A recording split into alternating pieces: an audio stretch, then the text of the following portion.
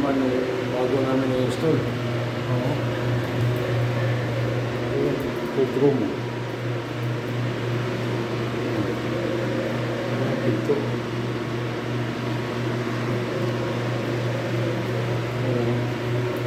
Yun ang evaporator niya.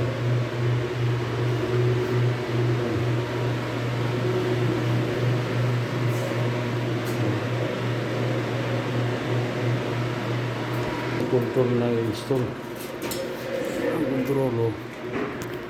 Yan. Wala pang ano. Wala pang mga kontakto.